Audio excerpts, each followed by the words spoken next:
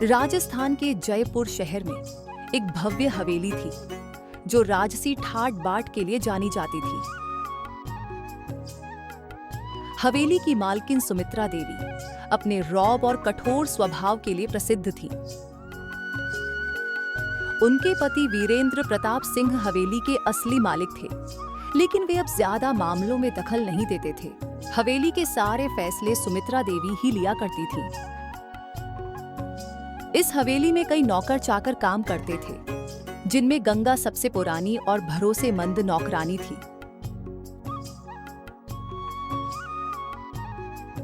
गंगा ने इस हवेली में अपना पूरा जीवन बिता दिया था। बचपन से ही वह इस हवेली में काम कर रही थी और इस घर को अपने परिवार की तरह मानती थी।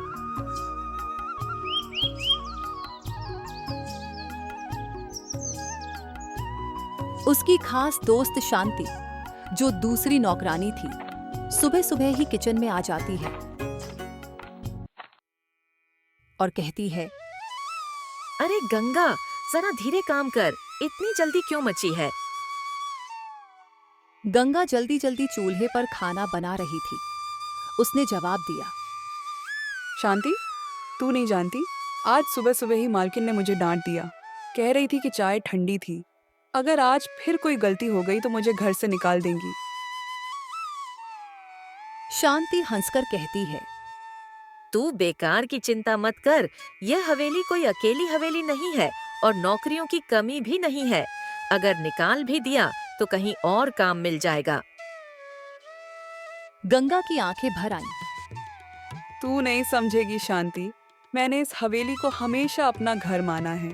यहाँ के बच्चे मेरी आंखों के सामने बड़े हुए हैं।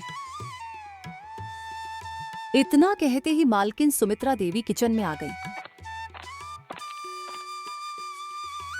उनकी कड़वी आवाज गूंज उठी, गंगा, ये क्या गुनगुनी चाय बना दी? कितनी बार समझाया है कि मुझे गर्मा गर्म चाय चाहिए। अगर अगली बार भी यही गलती हुई तो निकल जा इस घर से। गंगा ने सिर झुका लिया। माफ कर दीजिए मालकिन, अगली बार ध्यान रखूंगी। रात का समय था। गंगा अपने छोटे से कमरे में उदास बैठी थी। तभी हवेली के छोटे मालिक कर्ण प्रताप सिंह, जो सुमित्रा देवी और वीरेंद्र प्रताप सिंह के बेटे थे, वहां आ पहुंचे। कर्ण हमेशा से गंगा का सम्मान करता था, क्योंकि उसने बचपन से गंगा को अपने घर के सदस्य की तरह देखा था। कर्ण ने पूछा, दीदी, आप उदास क्यों हो? क्या माँ ने कुछ कहा आपसे? गंगा ने मुस्कुराने की कोशिश की। कुछ नहीं बाबूजी, बस ऐसे ही। कर्ण गंभीर हो गया। उसने गंगा की ओर देखा और कहा, दीदी, सोचो, अगर आपको मौका मिले तो क्या आप इस घर की मालकिन बनना चाहेंगी? गंगा चौंक गई। बाबूजी, आप मजाक कर रहे हैं। मैं तो सिर्फ एक नौकरानी हूँ।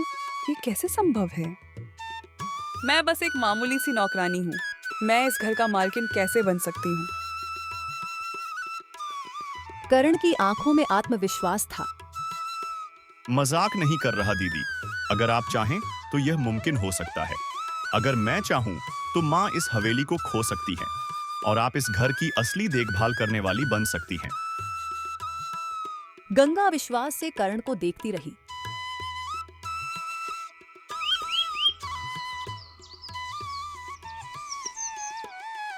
अगले दिन सुबह कर्ण अपने पिता वीरेंद्र प्रताप सिंह से मिलने गया।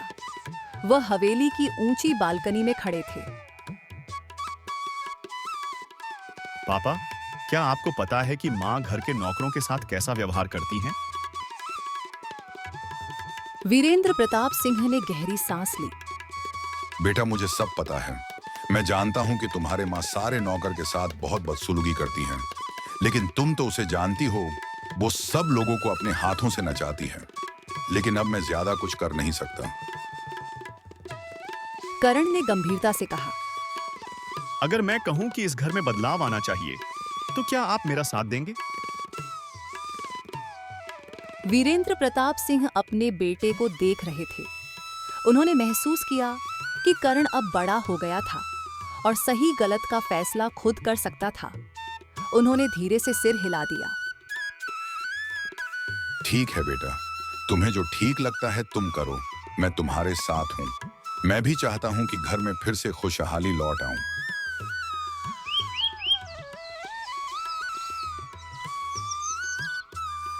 जब हवेली में चर्चा होने लगी कि गंगा अब इस घर की मालकिन बन सकती है, तो सुमित्रा देवी को गुस्सा आ गया।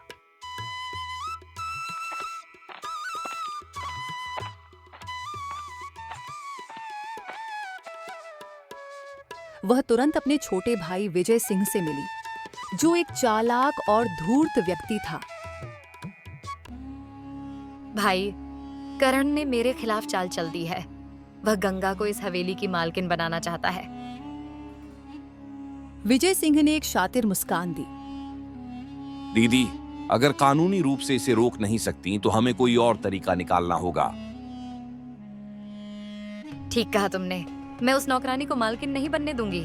उसे उसकी औकात दिखा देंगे।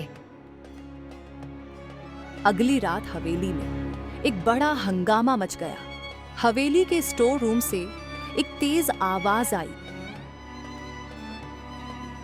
जब सब वहां पहुंचे तो देखा कि जमीन पर खून के धब्बे थे और पुरानी तिजोरी खुली हुई थी। सुमित्रा देवी तुरंत बोली, देख लिया, जब से गंगा इस हवेली की जिम्मेदारी संभाल रही है, तब से यह घर बर्बाद हो रहा है। अब चोरी भी होने लगी। सबकी नजरें गंगा पर टिक गईं, लेकिन करण चुप नहीं रहा। माँ, मैं जानता हूं कि यह आपकी और मामा की साजिश है।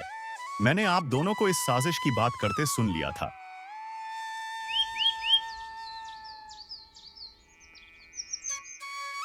वीरेंद्र प्रताप सिंह ने कठोर आवाज में कहा, सुमित्रा, अब बस, मैंने फैसला कर लिया है।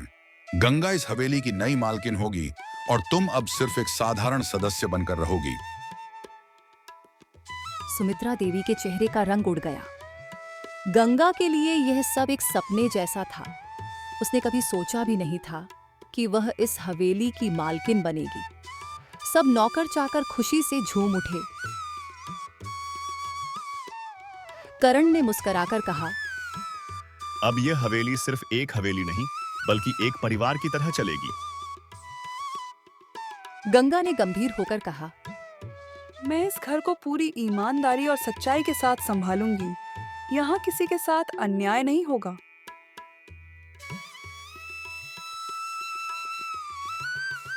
सुमित्रा देवी और विजय सिंह अपनी चाल हार चुके थे। अब हवेली में एक नई शुरुआत हो रही थी, एक ईमानदार और सच्चे दिल वाली मालकिन की।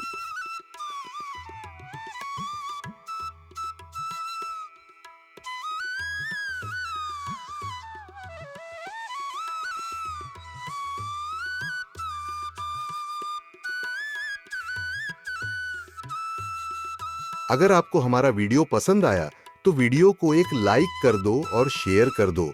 कमेंट सेक्शन में एक प्यारा सा कमेंट करके चैनल को सब्सक्राइब कर दो और बेल आइकन को ऑल कर दो, ताकि हमारे नए वीडियो की जानकारी तुरंत आपके पास जाए। धन्यवाद।